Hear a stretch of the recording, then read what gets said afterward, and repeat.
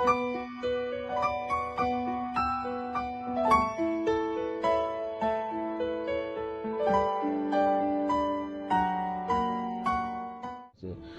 Allah Ta'ala mempersiapkan kita untuk waktu-waktu yang telah diplankan oleh Allah Subhanahu Wa Ta'ala.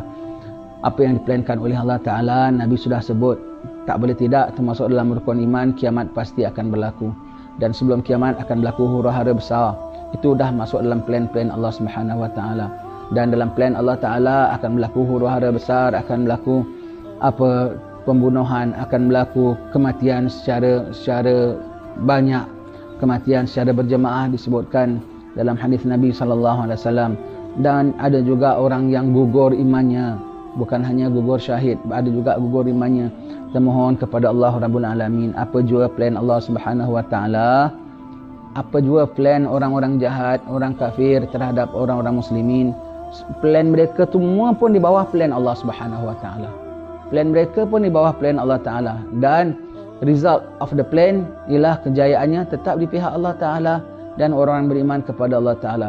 Kita bermohon kepada Allah Ta'ala, walau berlaku sekalipun perkara-perkara yang disebutkan oleh baginda SAW, dengan kehendak Allah Subhanahu Wa Ta'ala, Allah tetap berikan kelembutan kepada kita supaya dapat kita menerimanya dengan tenang, supaya kita tetap walau macam mana apa sekalipun diuji oleh Allah Ta'ala, tetap iman kita tidak goyah, jangan sampai tercabut, melindung. Itu yang paling kita takut.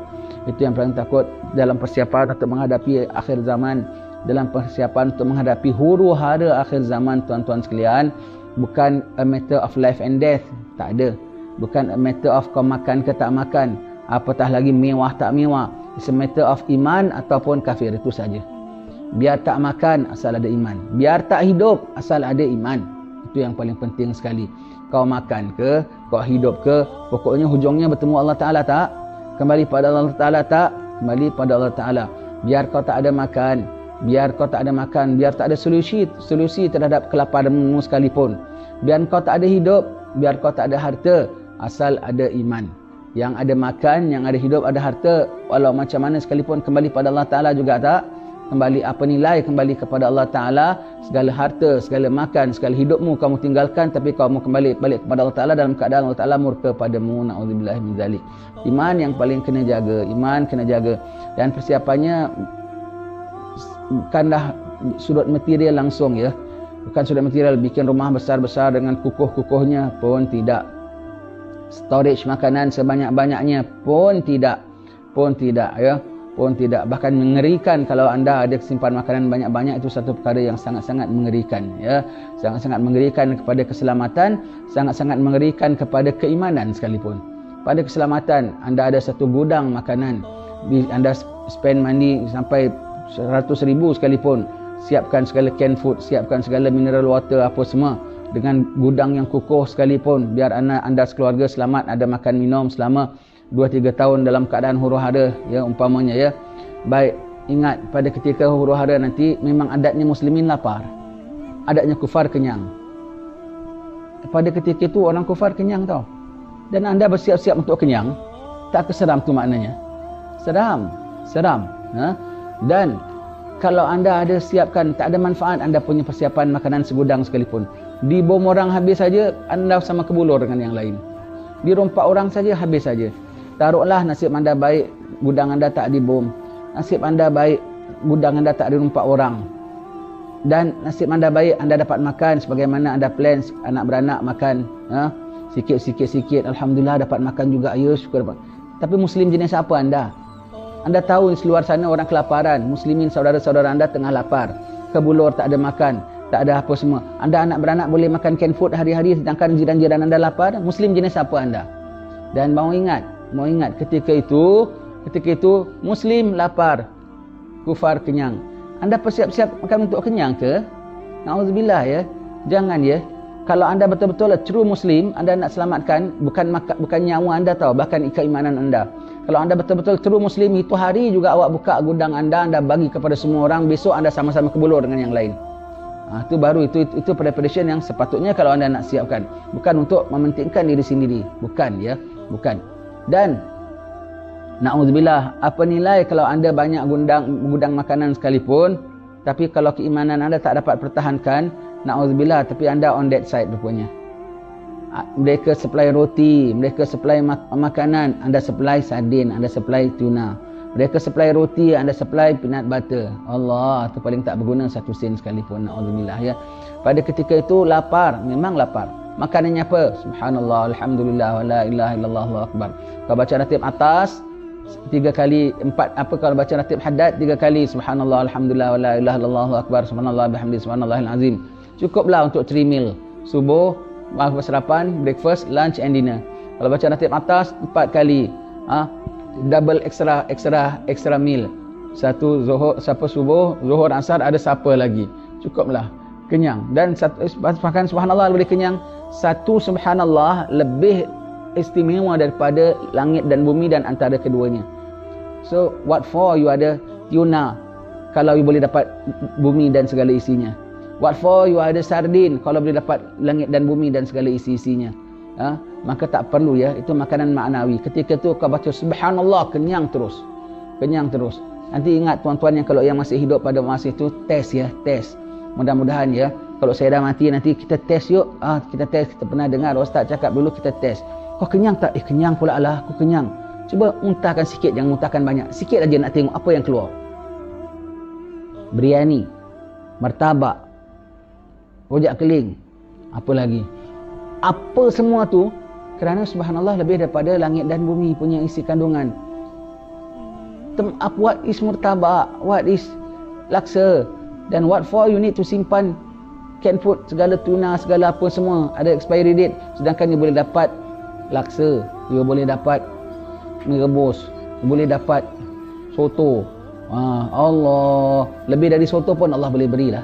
Lebih dari soto pun Allah boleh beri. Jangan perakus sangat seringan nak makan saja. Takdir kau baca subhanallah, subhanallah pun tak hilang laparnya, standby syahadat.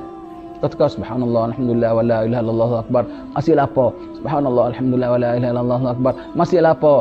Tukar asyhadu an la ilaha illallah wa asyhadu anna muhammadar rasulullah. Tak lama dah stop. Orang lain pula bacakan inna lillahi wa inna ilaihi rajiun. Bermakna kau mati dalam ibadat pada Allah Taala. Kau mati dalam suasana huru-hara redha. Kau makan, kau tak makan, mati juga tak mati ya. Jangan makan saja dahulu. Not even to siapkan zaman huru-hara ini, not even siapkan keris dan parang dan pedang. Itu siap untuk sekadar apa patutnya saja, apa terdayanya saja ya. Takkan terlawan kita senjata yang ada mereka. Untuk mengerjakan musuh-musuh Allah ialah Allah sendiri. Apa kita baca? Hal ataka hadithul junud Fir'auna wa Samud balil ladina kafaru fi takdzib wallahu min waraihim muhit bal huwa Qur'anun majid fi lauhin mahfuz. Tahukah sampai pada engkau apa kisah tentera Fir'aun dan juga Samud?